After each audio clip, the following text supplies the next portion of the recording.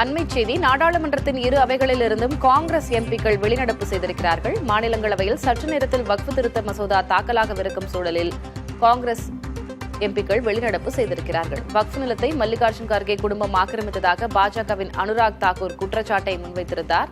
என் மீதான குற்றச்சாட்டை நிரூபித்தால் பதவி விலக தயார் என்று மல்லிகார்ஜுன் கார்கேவும் பதில் பேசியிருக்கிறார். நாடாளுமன்றத்தின் இரு அவைகளிலிருந்தும் காங்கிரஸ் எம்பிக்கள் இதனைத் தொடர்ந்து வெளிநடப்பு செய்திருக்கிறார்கள்.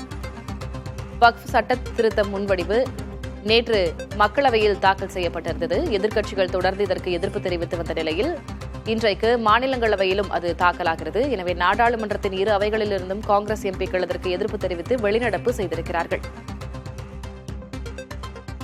வக்ஃப் நிலத்தை மல்லிகார்ஜுன் கார்கே குடும்பம் ஆக்கிரமித்ததாக பாஜகவின் அனுராக் தாக்கூர் குற்றச்சாட்டை முன்வைத்து பேசியிருக்கிறார். என் மீதான குற்றச்சாட்டை நிரூபித்தால் நான் பதவி விலக தயார் என்று மல்லிகார்ஜுன் கார்கே பதிலளித்திருக்கிறார். கூடுதல் விவரங்களை வழங்குவதற்காக செய்தியாளர் கணபதி டெல்லியிலிருந்து இணைந்திருக்கிறார். கணபதி, நம்ம நேற்றிலிருந்தே பார்த்து கொண்டிருக்கிறோம் இந்த வக்ஃப் சட்ட திருத்த முன்வடிவு இது தாக்கலாகும் அந்த நேரத்திலிருந்தே பல்வேறு விதமான எதிர்ப்பு அலைகளும் இதற்கு வந்து கொண்டிருக்கிறது. இன்றைக்கு மாநிலங்களவையிலும் தாக்கல் செய்ய போறாங்க. என்ன நடந்தது இன்றைக்கு பார்லிமெண்ட்ல? என்ன நடந்தது? அனுராக் தாக்கூர் என்ன பேசினார்? மல்லிகார்ஜுன் கார்கே என்ன பதிலளித்தார்? நேற்று நடந்த ஒரு சம்பவத்தின் எதிரொலிதான் இன்று மாநிலங்களவையிலே நாம் வெளிநடப்பாக பார்த்தோம்.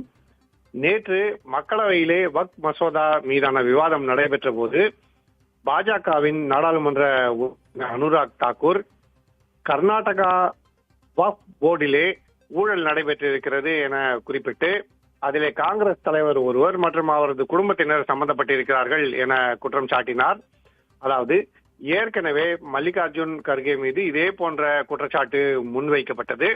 நாடாளுமன்ற கூட்டுக்குழுவின் ஆலோசனை நடைபெற்ற போது அதிலே கர்நாடகா மைனாரிட்டிஸ் கமிஷன் தலைவரான அன்வர் மணிப்படி நேரில் ஆஜராகி சாட்சியம் அளித்த போது மல்லிகார்ஜுன் கர்கே மீதான குற்றச்சாட்டு அங்கே வலியுறுத்தப்பட்டது. அது சர்ச்சையாகி அந்த சமயத்திலேயே ஏன் நாடாளுமன்ற கூட்டுக்குழு இத்தகைய நடவடிக்கைகளில் ஈடுபடுகிறது என கேள்வி எழுந்தது. அதே விஷயம் நேற்று மீண்டும் மக்களவையிலே நடந்ததன் காரணமாக இன்று மாநிலங்களவையிலே மல்லிகார்ஜுன் கர்கே தன் மீதான குற்றச்சாட்டுக்கு பதில் அளித்தார். அவர் என் மீது எந்த விதமான குற்றமும் இல்லை, என் மீதான குற்றத்தை நிரூபித்தால் நான் ராஜினாமா செய்ய தயார் என வலியுறுத்தி சம்பந்தப்பட்ட உறுப்பினர் மீது நடவடிக்கை எடுக்க வேண்டும் என வலியுறுத்தினார். அந்த சமயத்திலே மத்திய அமைச்சர் கிரண் ரிஜிஜு நான் மல்லிகார்ஜுன் கர்கே மீது மிகுந்த மரியாதை கொண்டிருக்கிறேன் என பேச ஆரம்பித்தார்.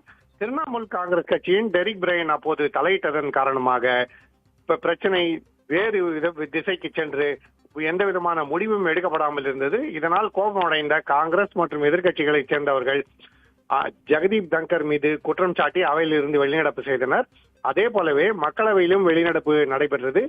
கிறிஸ்துவ சமுதாயத்தைச் சேர்ந்தவர்கள் மீது தாக்குதல் மத்திய பிரதேச மாநிலத்தில் நடைபெற்றிருக்கிறது என காங்கிரஸ் கட்சியைச் சேர்ந்தவர்கள் வெளிநடப்பு செய்திருக்கிறார்கள். ஆகவே இரண்டு அவைகளிலும் வெளிநடப்பு நடைபெற்றிருக்கிறது. அதிலும் குறிப்பாக வக்ஃப் மசோதா மீதான விவாதம் இன்று மாநிலங்களவையிலே நடைபெற உள்ள நிலையிலே எதிர்க்கட்சி உறுப்பினர்களே அங்கு அவையில் இல்லை என்கிற நிலை உருவாகியிருக்கிறது. திலகவதி, உங்களுடைய விவரங்களுக்கு நன்றி கணபதி. மாநிலங்களவையில் என்ன நடக்கிறது அப்படின்றத நம்ம பொறுத்திருந்து அடுத்தடுத்த செய்தி தொகுப்புகளை பார்க்கலாம்.